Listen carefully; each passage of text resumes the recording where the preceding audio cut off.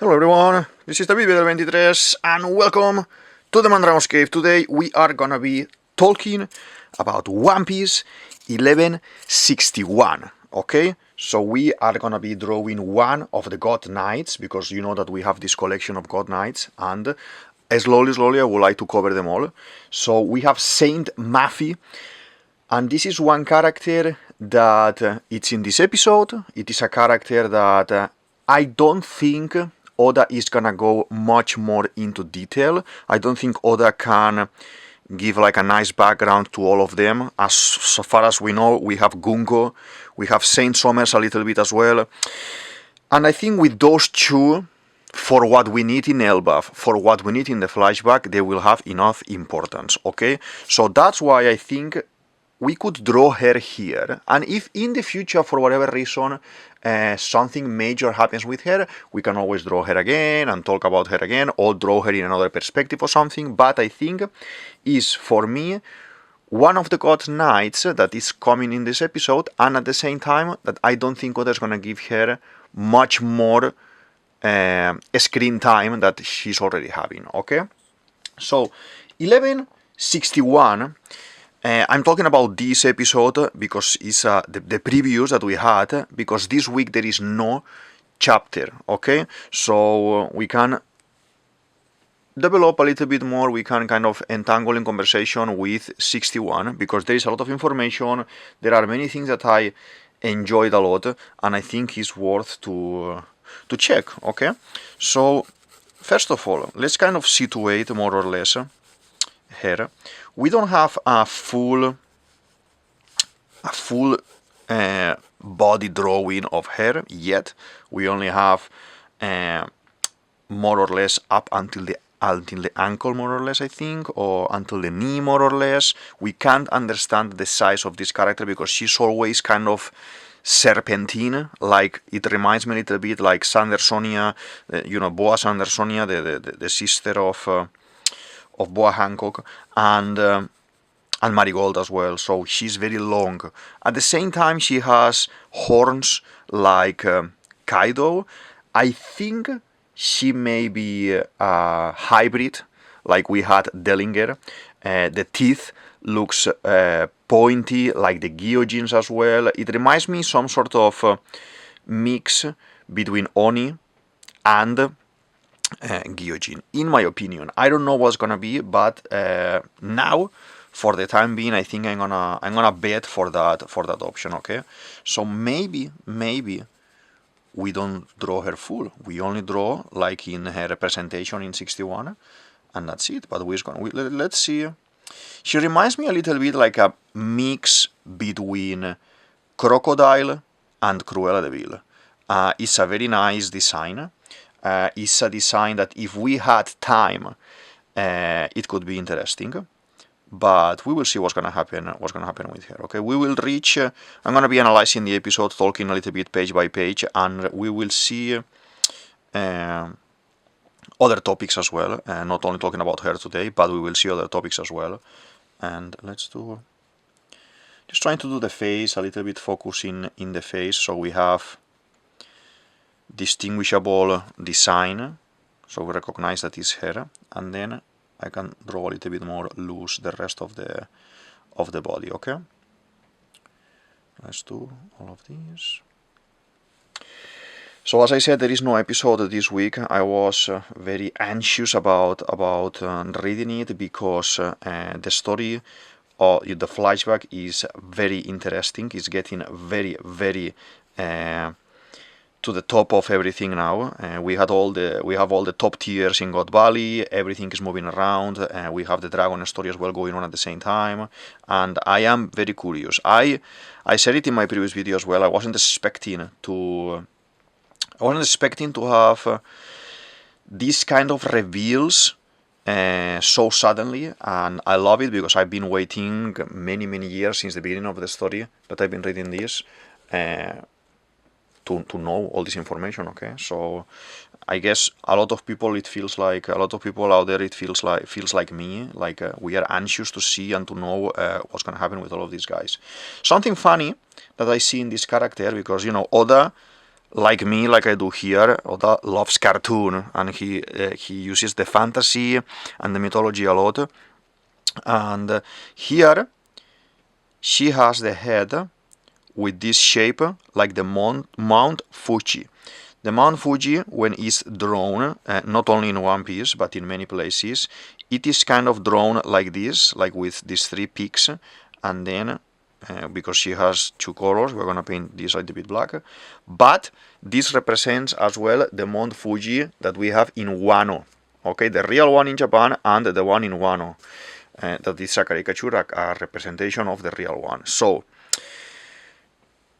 the story with the Onis, the story with Kaido, the giant skull of Onigashima and everything is coming from Wano. We don't know and we don't have the extended lore of this race, but we know that it's a very, very, very ancient race from, more than 900 years ago, before the Void Century and everything. So she may have some sort of importance in this aspect. It surprised me that the government and the gods, knights, and Imu, it appeared to be a little bit like in Harry Potter, the pure blood, like the Malfoy family, for example. But now here, with this last shown of characters in 60 and 61, we see the rest of the gods' knights are very pintoresque, are very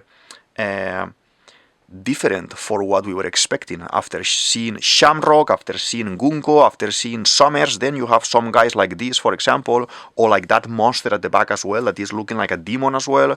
And I wasn't expecting that. This is something that, because it's a big surprise, Oda will probably explain, obviously I understand that when you are in power, like these guys that are the leaders of the world, sometimes you use these guys as slaves, as weapons, as servants, and you don't give them the same privileges like, for example, Shamrock may have. That can be a very interesting concept to explain in this story, but we will have to see what's gonna be, okay? So let's do... This is looking very nice. I'm gonna be drawing the whole character, more or less, while analyzing the episode now, okay? So, the color spread is one of my favorites. I love, this is saying like, what we hold in our hearts is our forever, and we have all the characters kind of playing with the machine to pick up this small peluche of other characters, and all of them are characters that they love. Basically, Luffy is grabbing a bunch of characters that all of them are his family, like Makino, Dadan, Ace, Sabo, Shanks as well, Garp is there as well, Rayleigh, even Whitebeard, because obviously Whitebeard is the figure father of Ace as well. Funnily enough, we have Gaimon as well, that he's biting. Gaimon is a character that I love, and is one of those guys that we would have had in the crew with us, because initially Luffy asked for him to come as well, and I love it. I love how Oda is kind of making him part of Luffy. We see as well some characters that I talk here in the channel 1,000 times, like Carrot. In my opinion, is Nakama. He is the one who stays in the crown nest looking, like we have seen during a couple of sagas. She is Nakama, like Nekomamushi and Inuarashi are of Gold Roger and Whitebeard. We have Yamato around as well. Yamato is Nakama, but he is on a mission to protect Wano, as we are seeing with the cover stories, that we are reaching to the point of something needs to happen now in Wano for her or him to defend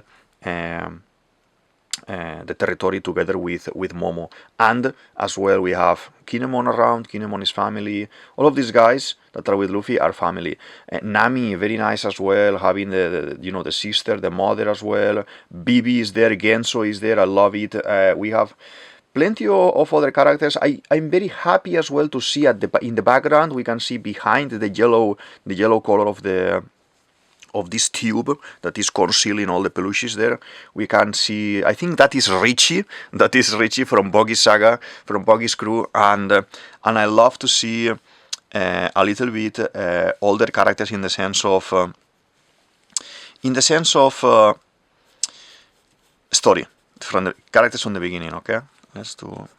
This is gonna be the sword, because all of these gods knights, even if they don't look like it, they are swordsmen in some sense. I don't expect and I don't want Luffy and the guys to be involving themselves much with this, because this in theory is Dragon's fight, but looks like the story is leading us in that way a little bit. We need to see what's gonna happen with this. Okay, this girl as well reminds me a little bit of Black Maria. The horns are similar as well, so probably there are even races within the races in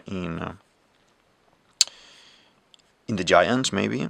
I don't know, in these kind of onis, but we will have to see what's going on there. 1, 2, 3, 4, and 5 here. All the fingers. Let's count like this. And she is doing the crocodile technique of smoking a big cigar, one of these big cigars. It's in this finger here. So this, we need to move this one a little bit here. Okay. Talking about smoking cigars, I need to see a smoker. Where is he? What is he doing? Where are we gonna see him? Oda, please show us a smoker. We need to see what the guy is doing. We love a smoker, and I can't wait. I can't wait to see what's gonna happen with him in the story. Okay, let's do. She's wearing this like a V-neck type of blouse. I think it's like a blouse, I would say, and these straps here as well. Okay, looking nice so far. Looking nice what we have at the moment. So 1161, a love ballad in a hail of arrows. It is showing this kind of cover story. Yamato, Momo, and Kinemon are praying in the resting place of the heroes, is called, and you can see some names there, like, you know, Odin, some of the scabbards that died, like Iso as well. We have Pedro as well. There are some other names at the bottom that they are not being able to be they are not readable, basically. I think this is on purpose, because maybe even some of the bad guys may have done they have made done this kind of a scene, and that written there, but Toto doesn't want us to know yet. But I don't think it's relevant for the story. But anyway, so the episode starts basically, and we have this. I'm gonna make her like a snake looking. I think it's gonna be like a snake looking, so I'm gonna make her like a snake looking, like this. So we start the episode and we see God Valley, that is, you know, this kind of mountain split in the middle, like someone cut it, probably someone cut it there. And there is a lot of panic there, everyone is running around, a lot of explosions there. The Marines are trying to take the Tenryubitos out of the island. Terroristas don't want to go. They still are thinking about the prices, about the money they can get there, about the slaves and the competition and everything, and they don't want to go. But you see the ruckus that is happening all over the place. So we have the main, let's say, the main leaders of these attacks, that it's Roger, Rox, and Garp, trying to find each other. One is trying to find Shaki, the other one is trying to find his family, the other one is trying to find Roger. So there's a lot of chaos there, and I like it. I am in this specific scenario. I am Roxy's team, because Rox is the one who is there looking for the family, and Roger is going there, yes, because Shaki, but like the rest of the people. And I think the most relevant scenario and the most relevant reason of being here is what Shebek is doing. So here in this moment I am Shebek's team. I don't think he's bad at all. We know that the bad guys are Imu and company, and that means that whatever we have been told about him, it is not gonna be true. I talk a lot about this in many videos, but Rox is gonna be a good guy, in my opinion. We have this woman, this Saint Mafi, kind of chasing dragon with the babies. Someone that we don't know who it is and realized that the babies are gone. Someone, Garling, left that person in charge of keeping an eye with the babies. I thought that this wasn't going to happen. I thought he basically left the babies there because he didn't care. But apparently he had a little bit of heart, and he was kind of leaving them with a nanny, let's say, okay, just to say it like simple here. I don't know who this person may be, but the thing is that other person has enough power, so it may be one of the God Knights. This person has enough power to command this one to go and fetch the babies. The whole time she is talking singular, like there is only one baby. So that is telling me that Shanro didn't give specific information and these guys don't know. So she's looking for one baby, but actually there are two because they are twins, okay? That is Shanks and Shamrock.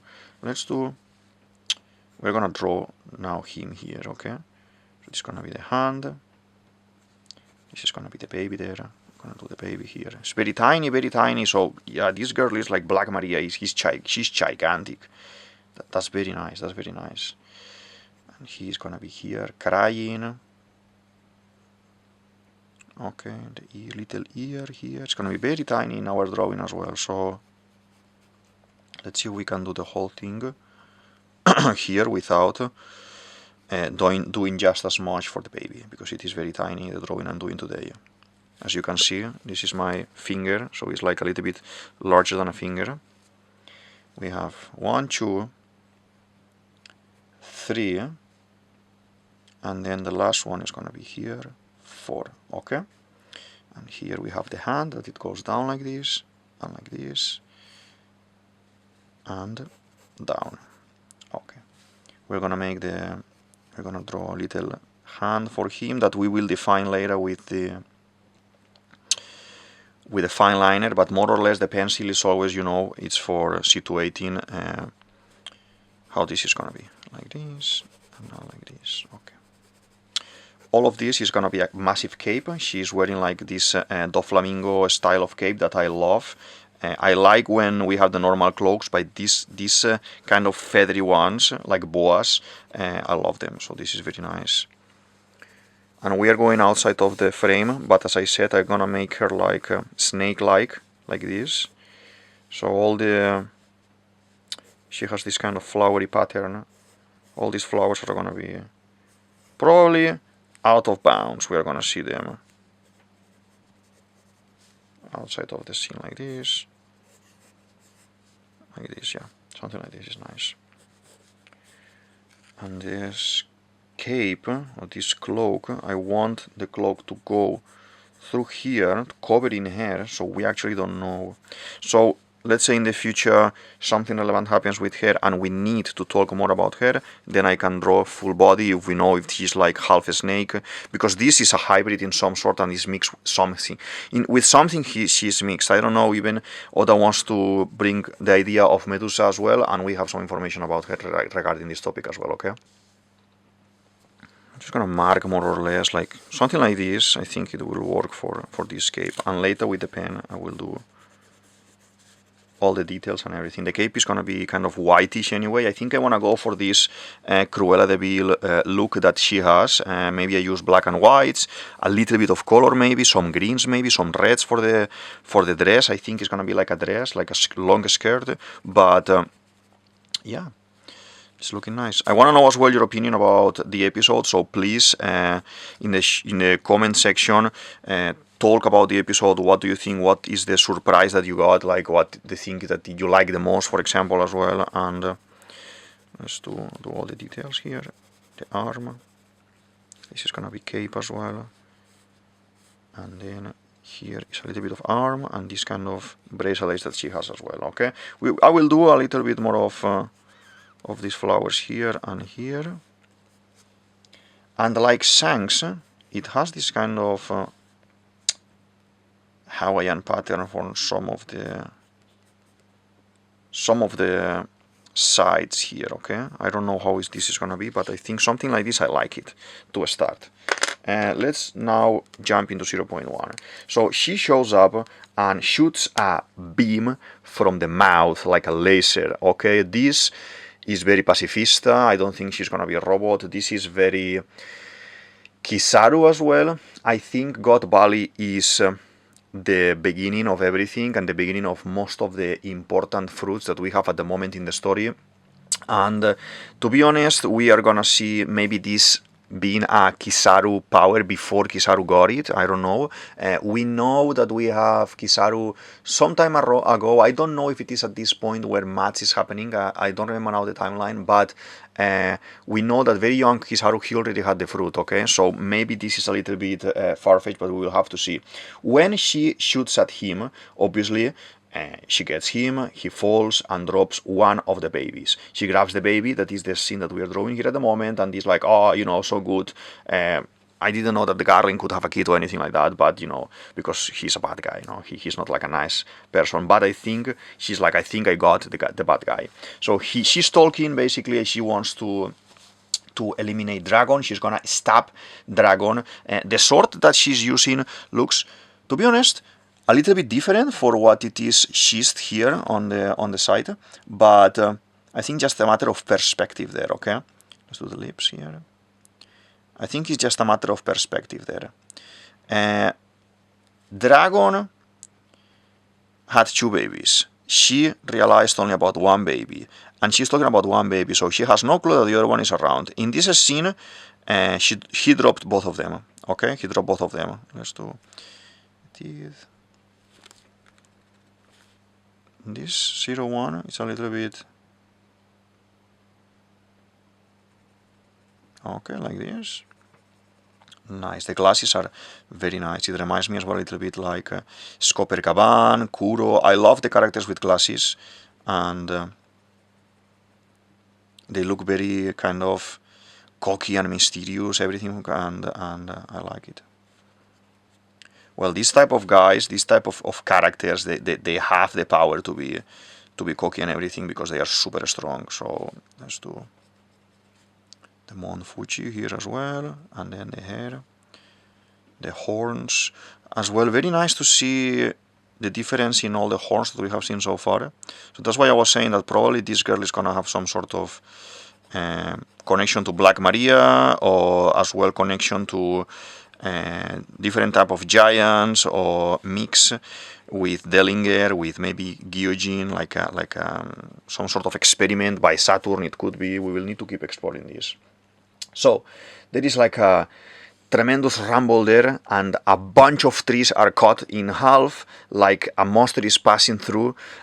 She is cut in half, but obviously she's not dead. We know that the God's Knights have this kind of magic regeneration that is coming from Imu, as I guess when the pact with Imu is done, when you are 100% servant of Imu and you are bound to her or him. We don't know what's gonna be yet, but the regeneration power is applying to you. Okay, so far all these God Knights had been shown to have the power, so that is very very interesting. Okay, so baby Shamrock is here, and now we're gonna be drawing the hand, okay, with the nails, because she has very kind of femme fatale type of fingers, long with the nails and everything. Very nice. I love Oda's design for girls. Specifically, I think, look, in this image we can see actually that she is like a person. She has the feet here, okay? So maybe I want to modify this at the bottom because we didn't even do the bottom yet. So maybe now in a moment I'm gonna think how we can do it, okay? This tiny hand is gonna be here crying, and we do like Oda is doing, like this, like, oh, the baby's crying, like this, okay? Yeah, something like this is nice. So I think if here at the bottom, I think I prefer to just leave it open, to be honest. I think I prefer to just modify this and do like this, and go out of the picture like this. than actually trying to stretch it, because if not, it's not gonna look nice. I didn't realize about that, but it's okay. So we have this, okay, and then here. Okay, we can paint this maybe with a thicker pen, so it's gonna be easier later to draw. And we have this, and the sword. So she's cut in half, and we see these titanic monsters showing up, arguing that is Whitebeard and Big Mom. Those guys are bigger than the rest, okay?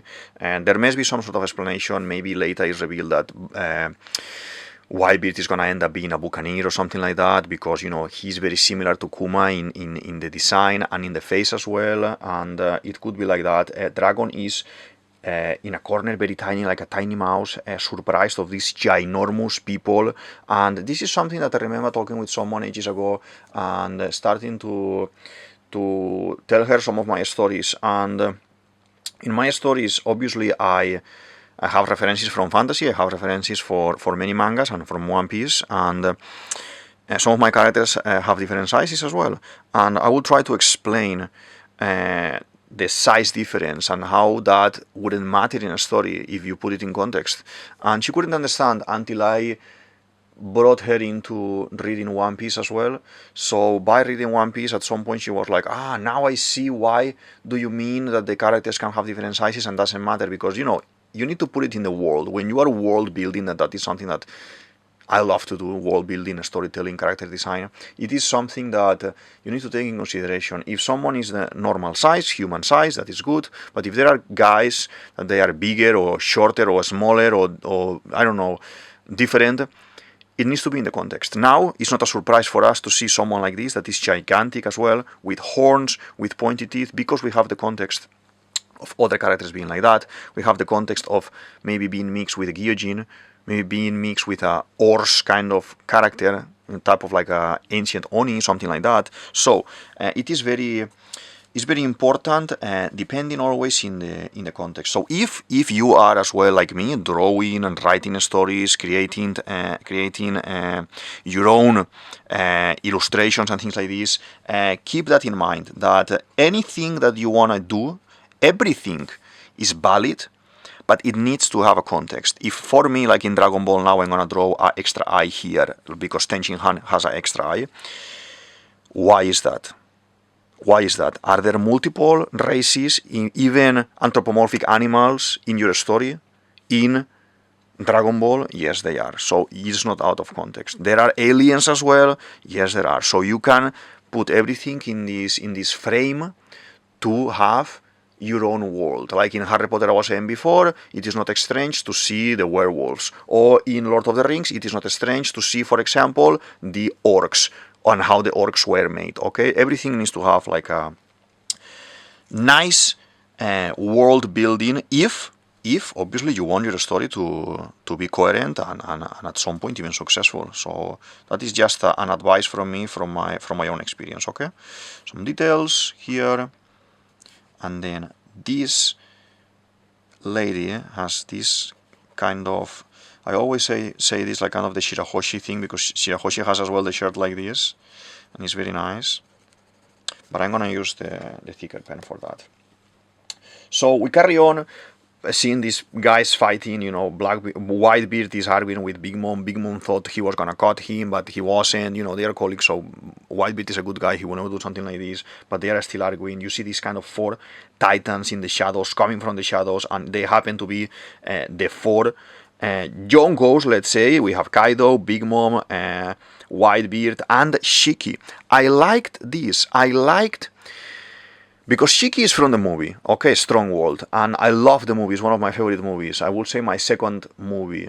The first one is the 4th one, but this, the 10th one, is my favorite, the second favorite. And he is putting Shiki in this drawing as the same level of the other 3 guys. That the other 3 guys are Yonkos, as we know, okay? So even if we know that probably it seems like Captain John is the first mate of Shebek, or maybe the only actually mate that he has. The other ones are all Debbie backfight, and all of them are kind of going on their own. You have Shiki put at the same, only Shiki put at the same level of these three guys. That means Shiki is one of the strongest. I like it. I like it because there is lore. I like when Oda is applying and connecting the things from the movies. The movies, all of them, apart from the Red one, the movie film Red, all of them were independently made. Oda, yes, supervised. He said, yes, don't use this power because I want to use it later, don't do this because I want to do it later. But all of them were independently done. And the thing is, here in One Piece, what you need to realize is that we're at the end of the story, and what Oda is trying to do is connect all the dots. And this is something that I'm repeating myself all the time, but all the characters from the beginning are going to be showing up. I said it. All the characters from the movies that we may find some kind of connections are going to be showing up, like Shiki, and even more. And I like it. I like it because it's world building his world. He is trying to be coherent. I wouldn't discard the option of even, because we have seen Shiki in this moment. I wouldn't discard the option of seeing as well things from the video games, maybe, from the novels as well. We have the Ace novel on how he gets his fruit, how he meets Mask Deuce, his first mate as well. And the fruit was in a Viking ship, like in a giant ship, probably that Mera Mera was before from one of the giants. Like, context. Context is very important when you are making a story or when you are trying to read a story as well, because it's defining how real this can be, okay? How real this can be. So we have this, and now we're gonna make this side here, okay? I like it. Dragon in this moment realizes that there is the second baby is a little bit further. He dropped both, but this woman only took one. He has like a big thingy on the head because he hit his head. Maybe when Oda is doing this on purpose, I think this is just a funny gag there, but when Oda is doing this on purpose, is like the person, like Big Mom, is gonna have maybe a little bit of a trauma or a little bit of memory loss for a moment, and I don't think the baby has any kind of memory yet to be able to go through a moment or a scenario where he's gonna forget God Valley or this trauma in God Valley. But Oda could play this card and it wouldn't be no problem there. I don't think there is time to be doing this, to be honest. But anyway, so there is a massive explosion. Garp realized that these titans, these big fishes, are there, and he even call it like a fishing spot. He found a fishing spot, and with a massive fist of Conqueror's Haki, he just punches in the middle of all of them. All of them are trying to escape because they don't want to fight him. If they fight him, that could last hours or even days, because we know that when a Yonko clashes with another Yonko, or when a very strong character, even like Jinbei versus Ace at the point, that was a fight that lasted days. So Akainu and Aokichi as well. So all of these guys, you don't want them to start fighting when what you need is to take some loot, basically, or escape from the island, okay? Remember that the Rocks Pirates are there to, in theory, rescue Shaki and take some loot, basically. Let's do fingers here, okay. 1, 2, 3, 4, and then this one here as well. Find the hand, and this kind of bracelet as well. And then the hand is gonna go like this, okay? Yeah, something like this is nice, I like it. Kaido is the only one, because he's the youngest, he's very young at this point, and he's the only one who is like kind of, oh, we are not gonna stay and fight or anything, and the other guys are like, no, because this is gonna take ages, okay? And now something very interesting happens here, okay? Something that could destroy one of my biggest theories in the channel. Dragon has a bubble speech there saying that, like surprisingly amazed of seeing his father appear and start, giving all to all these bad guys. So I have this massive theory about Dragon not being Garp's son. I think Garp has a daughter that, in my opinion, may be Toritoma with Gloriosa. And, yet I'm gonna put the video here, and Dragon, that was a misfit, married into the family. This is something that happened in every kind of culture. This is something that if the person was like a random, and you wanted to, you were gonna marry with a girl, let's say in this example, into the family, you would take on the name of the family. Because it will give you more prestige, let's say, okay? So I think this is what happened here with this bubble speech. That can be a mistranslation by whoever translated it, or by the official translator, obviously. It can be a mistranslation from another language as well, because if he's saying that, then we will have to say is the dad, because it's this familiar tone. If it is saying father, or if it is saying some sort of figure of speech referring to a father concept with respect, it could be father in respect, okay? That is not a real father, okay? But is adopted father. That can be interesting. I don't want to be in that theory yet. I am not going to be in that theory because it makes sense to connect a lot of dots in the story, but this specific vignette, this specific tiny drawing, it moved a little bit what I'm thinking about that. So this is the moment when Big Mom is attacking back Garp, and then we have as well Garp fighting back as well. There's like a bit of fight back and forth, some like cannons, cannons fighting, cannonballs in a pirate ship and everything. Very nice. Ivankov and Kuma are kind of distracted by this scene, but they are kind of let's go. So this is before they have the fruits. So they are heading towards the town. They are heading towards where the fruits are. Remember that. There is this very nice and very interesting image of Garp coming from the fire, coming from the smoke, coming from this chaos, this inferno that Big Mom has unleashed over him, and Big Mom is scared. Everyone is scared there. You see, this remind me. There is a moment where we're in the Rosa, and we are talking with Don Chin-hao, and Don Chin-hao says, oh my god, he's touching his head, his forehead front, because Garp basically changed his body shape and everything. So he says, oh, I remember Garp in his young age, he was considered, we used to see him as a demon. He's like a demon. And here in this image, Oda, I think he tried to represent that moment, because we need to think about Garp around God Valley is 40 years old, so probably that should be his prime. When someone is around the 30s, the 40s, you would say that's the prime, and then everything up until that point is building up, and after that you are going down, okay, you're getting weaker. Even if Whitebeard showcased a massive amount of strength, obviously, everyone has the limit, or everyone has as well. This is like in Dragon Ball as well. You have Songwan fighting and taking over after Goku, because Goku is already an adult, and then the kids are the new generations. Okay, like now we have Luffy taking over as well and everything. So that's very nice.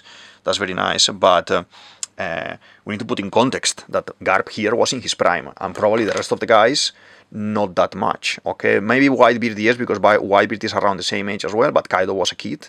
Big Mom was doing other things as well, so we have all of this kind of disparity there.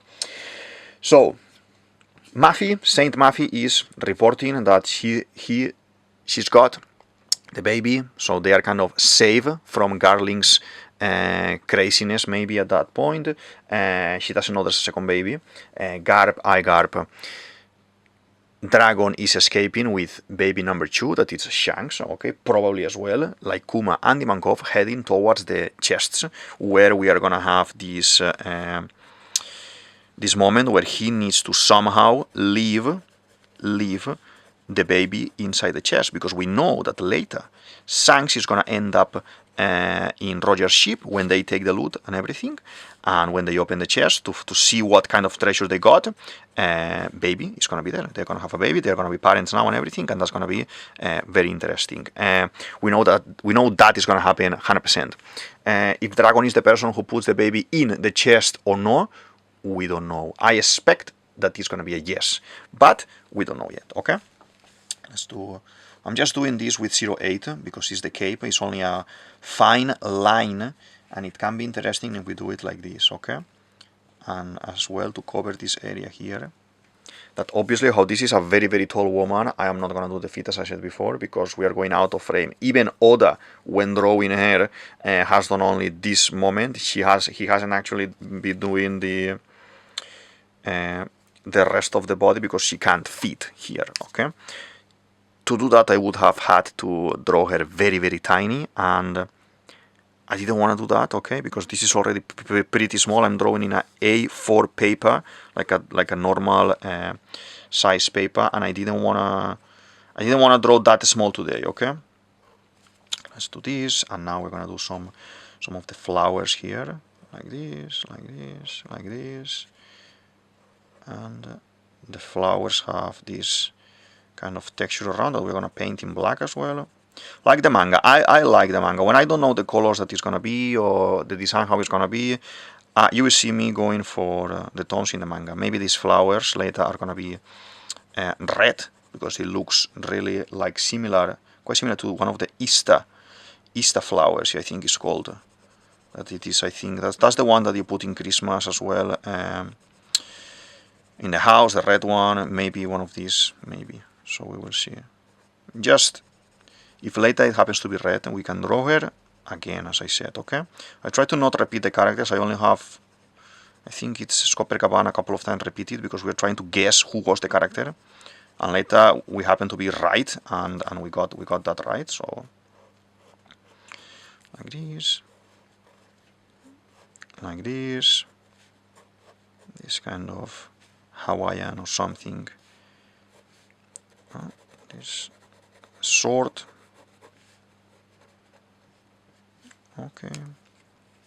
And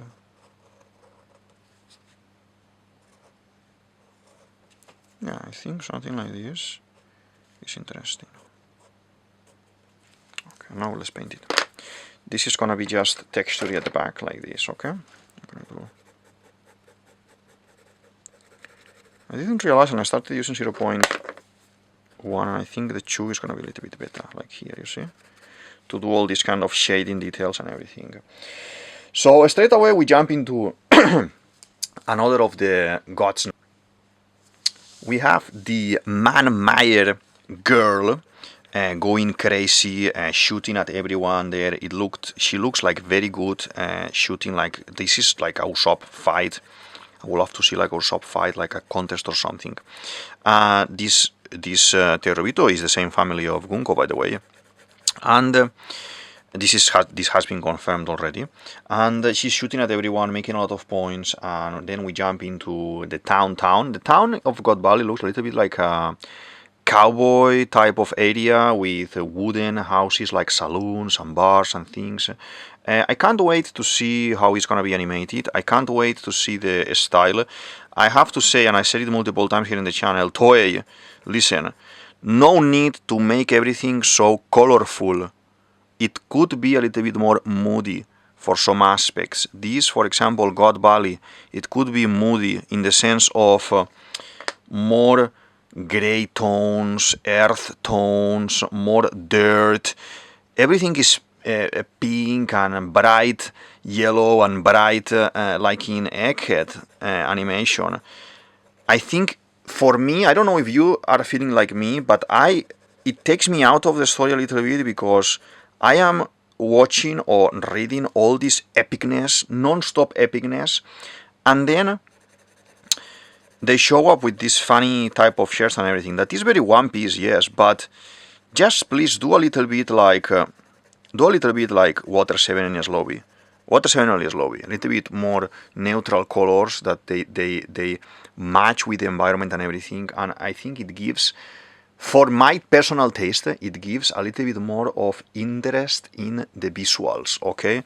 But yeah, I hope you kind of do some changes at least in these backgrounds, at least in the backgrounds for the God Valley incident, because this is one of the most important, if not the most important, flashbacks in the whole story.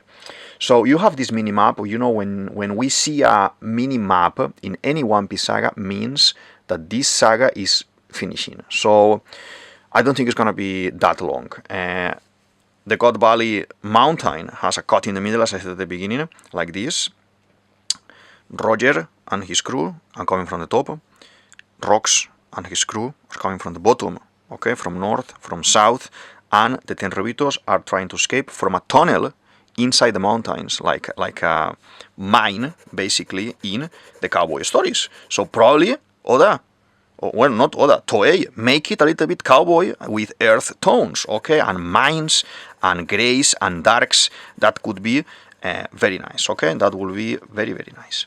So they are being sandwiched there, they are trying to escape, the Marines are in the middle, are kind of making a barrier to let the Tenryubitos that are in the middle escape to this tunnel before those guys reach the point. We see an amount of Rocks pirates, a crazy amount of Rocks pirates arriving to the center as well. This guy, Shiki, managed to join this gang as well already, the other guy, so he moved pretty quickly from point A that he was with Big Mom and the rest to where these other guys are. From right to left, we see Gansui. That Gansui, a couple of episodes ago, when we are arriving into God Valley, we do not see him. We do not see him in the drawing of everyone. Everyone is there but him.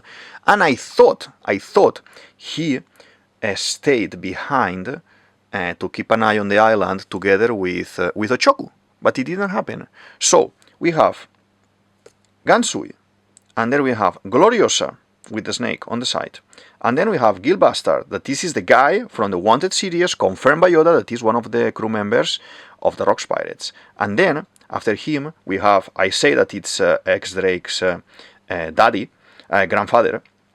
This is Silver Axe. And then we have Shiki, and then we have Captain John. So,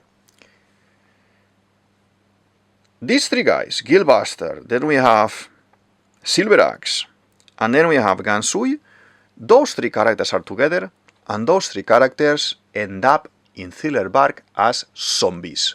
We know Captain John on the left-hand side as well is going to end up as well Thriller Bark as zombie. So, Moria somehow, what he got, and I don't know how he did it, but what he got is God Valley. Thriller Bark has to be God Valley land. He took the territory, he took this piece of land, and he transformed it, he built his ship around to be able to float it out and take it into the Florian Triangle. And this I don't think we will see, but it needs to be referenced somewhere. I think there is a couple of episodes ago when we are seeing the public, the slaves, the inhabitants of this town running around. There is a figure that resembles pretty much to Moria, so maybe Moria has been moving as well, and it will make sense connecting this to Wano because Moria is supposed to be the warrior of Wano, or something like that, okay? He's supposed to be a warrior because we have seen it in the mini-story with Yamato, that he is some sort of hero of Wano, okay? So there is a lot of drama with Moria that he's gonna show up, okay? I'm gonna put a video here that I was talking about Moria, about all of these things as well, and how he is basically invincible, if he plays his cards very well, okay? Funny thing here, I don't know if people noticed, is that Captain John has a mechanical arm.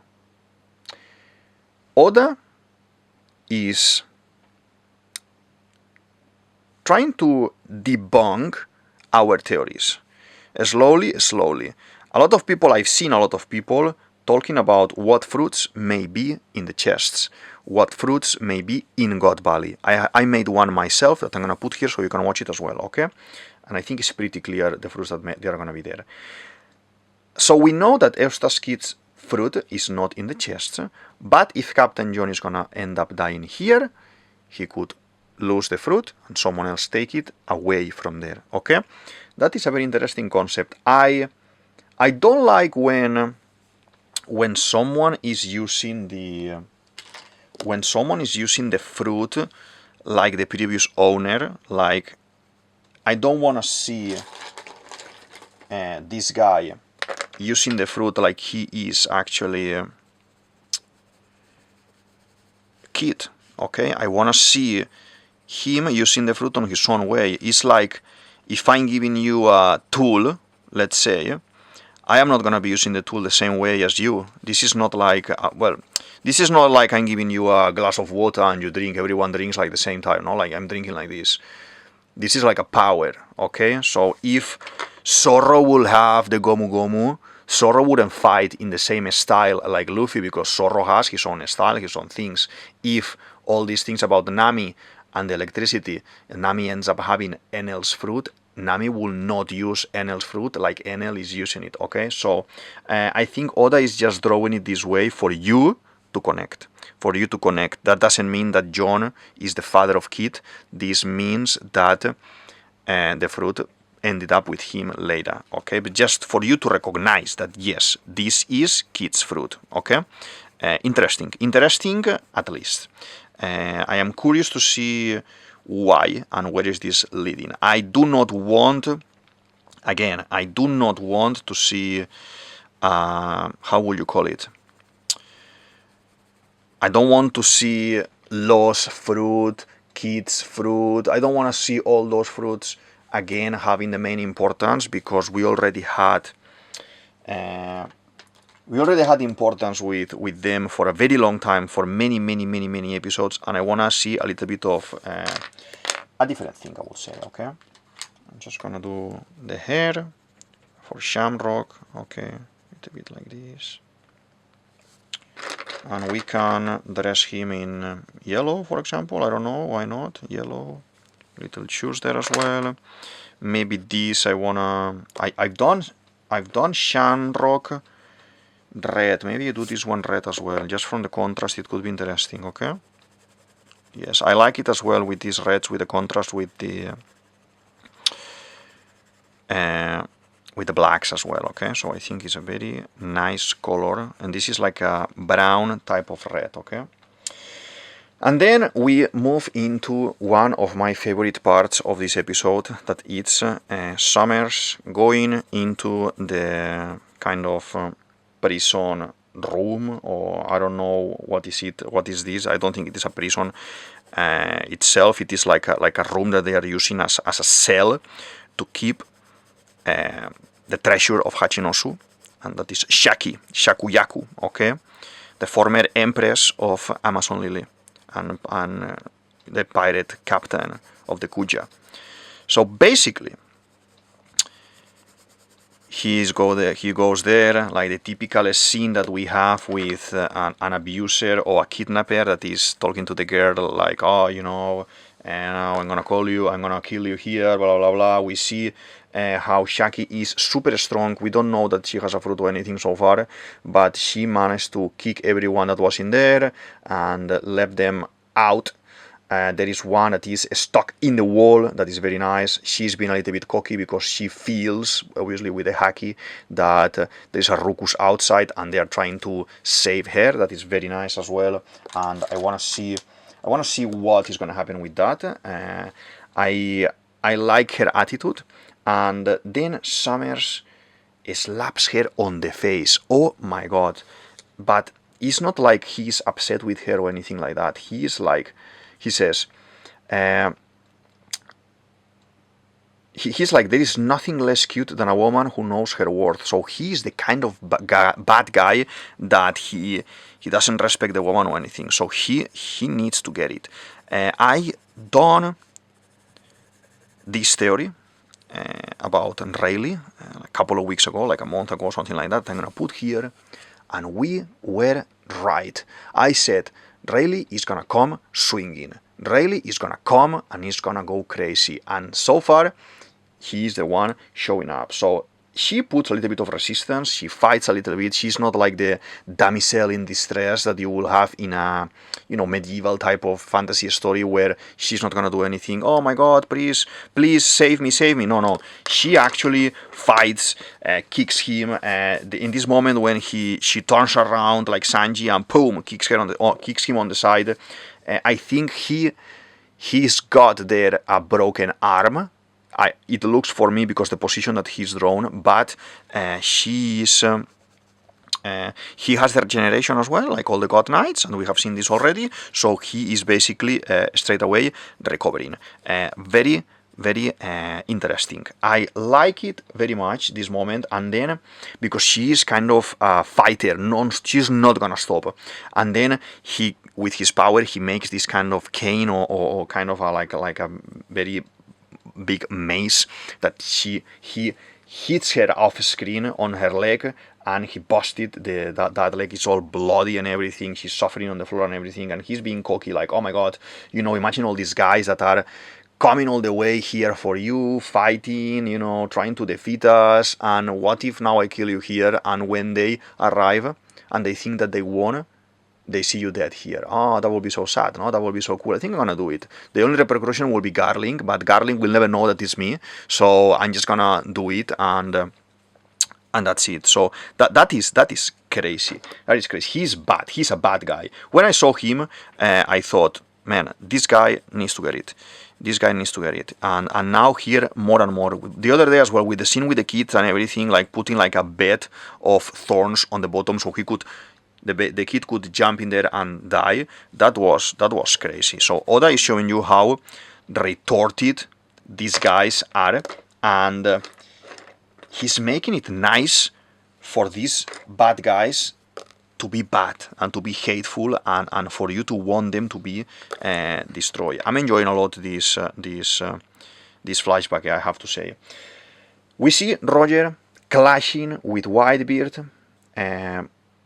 Obviously, Whitebeard was escaping from Garp, but now he decides randomly to clash with Roger. I think this is because they are north and south, and they are clashing like this. There is no other way.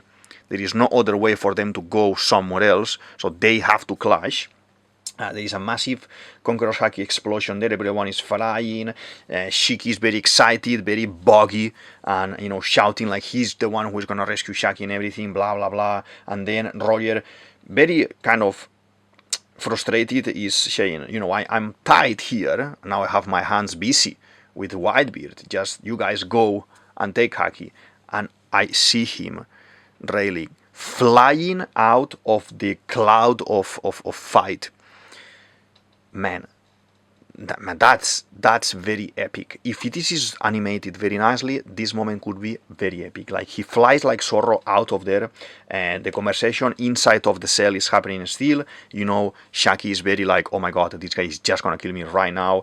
Still joking about, oh, you know, I'm gonna kill you, blah blah blah. Is pulling the weapon up, and when he's gonna strike, and then from behind you see Rayleigh saying some sort of, you know, I'm gonna send you to the darkest shadows of the underworld, blah, whatever, in a shadow as well, like Demon Garp. These guys, they are putting them at the same level, okay? He's putting now Rayleigh. I needed to see Rayleigh doing something. He shoots a cannon, basically. He's not cutting because he knows that they can regenerate. He's like Shebek, using the sword as a cannon, and throws him into the wall, like in a cartoon movie, and stucks him into the wall. So we don't know when are we gonna see the next time this guy. This guy is gone, basically, at least for what is remaining of the series. Later we may see him escaping or trying to do something, because he's bad. He's one of those guys that we hate. And he manages to save Shaki.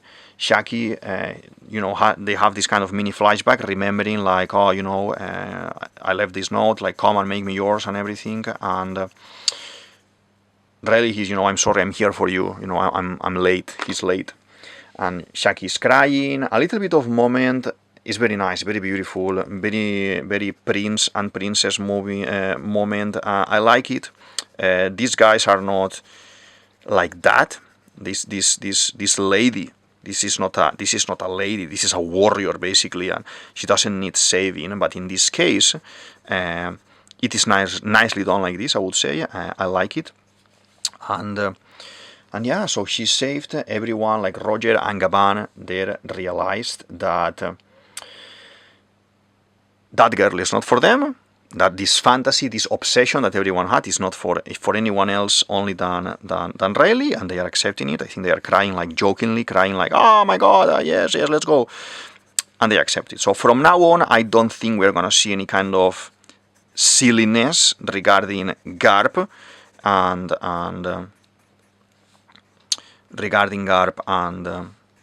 and Shaki. We need to focus already in Porgas de Rouge, that I've been saying as well in various episodes, that probably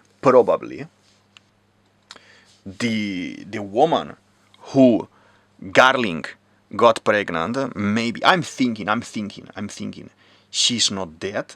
She looked like she was dead. I'm thinking maybe she's not dead. Roger is gonna stumble upon her, is gonna fall in love with her, is gonna heal her, or ask Kuma to, kid, I seen you are saving people, save this woman as well, please, do this for me, and I'll find you later.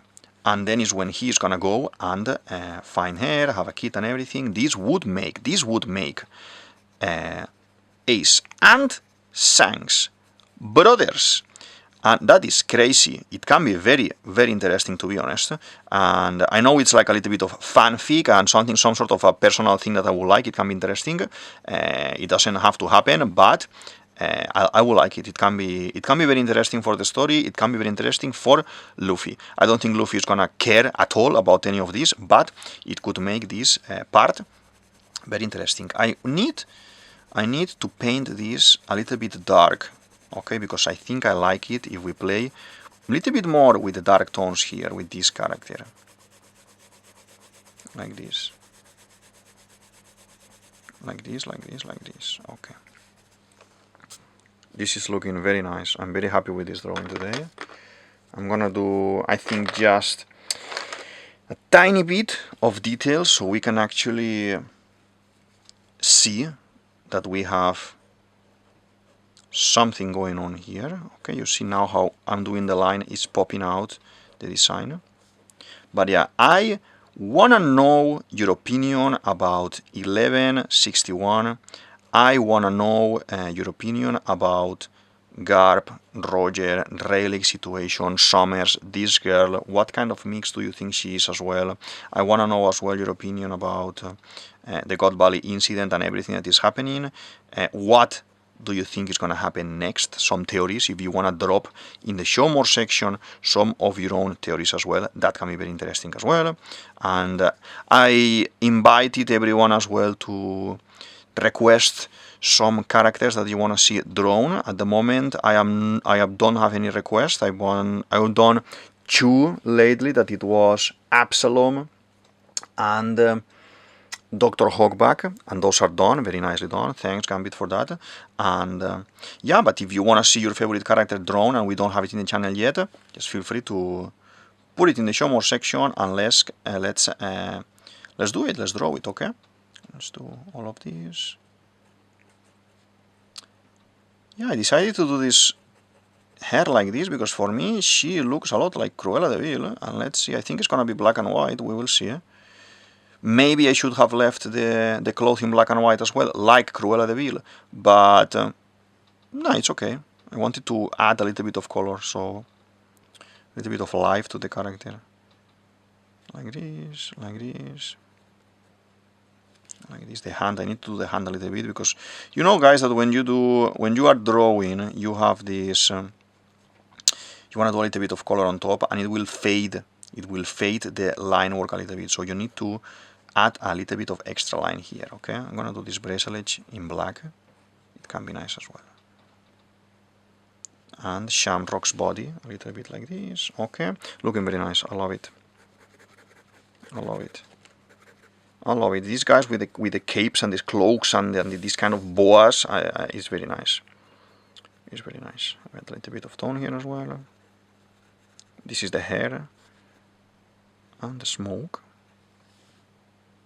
The smoke here. Okay. Before we finish as well, I just want to say here that I have started the Inktober 2025 challenge for all of those that are here because the drawings and you want as well to participate and do your own drawings and everything. I'm gonna put here a video where I explain everything and when I start the drawings and everything, the challenge and everything, and we're already a couple of days in, but you can join at any point. This challenge is about drawing a prompt, a word every day. They, from Inktober team, they give you a list that we all follow, and then when we are done, we on the end of the day you post your drawing, and you tag Inktober and the people and the tags that is Inktober 25, and yeah, everything is explained there. Okay, so I invite you as well to come along and see the drawings. I'm gonna be doing some drawings here with you on Wednesdays during the month of October, but I'm gonna be posting every single day the daily drawing on Instagram, that you have the Instagram as well in the comment section down there. Okay, so feel free to ask as well any question that you may have. If it is the first time, if you don't know how to find the list, what techniques to use, or what can you do, you want to do some brainstorm, I don't know, anything that you want to ask about that as well, just open conversation and we discuss it. And as well, it's good for feedback. We can talk about the drawings, my drawings, your drawings, and everything, and it can be very interesting. So I loved this episode, this chapter. It is a very, very interesting chapter. A lot of things are happening. Remember, today is Saturday. We should have had already 11:62, but Oda is not feeling well, and the episode has been delayed. So probably I calculate around the 12th or the 14th. Maybe we have some news. Maybe we have some rows already, some information around the internet. I don't know, but we will need to wait a little bit. Okay, Oda is thinking a lot about how to set up everything very nice so it makes sense. Bring things from the past, from the story in the past, to make sense. To count all the years so all the characters can have proper time, proper age, and nothing is out of place. That is a titanic work. And it may give you a lot of headaches, you may fall a little bit ill. Now we are entering October, and October is the month of the colds. Everyone has a cold and everything. More if you have to work with people, like going to school, going to the office, going to work, going to university, going to your office with the other colleagues drawing. If one person is having a little bit of a cold, then the day after, 3 of them have it as well. So just be patient with that. In the meantime, I'm gonna be here drawing, talking about art, talking about One Piece, and anything that you want to ask. So feel free to pass by and open conversation. Okay, I'm gonna sign because we finished for today. I'm gonna sign here on the side. This is DavidViadel23, DavidViadel23. You can say it as you want, and this is the Mandragon's Cave. I hope you enjoyed the video. I hope you like the analysis, the 1161 One Piece analysis. And yeah, I'll see you in the next one. Thank you very much. Bye.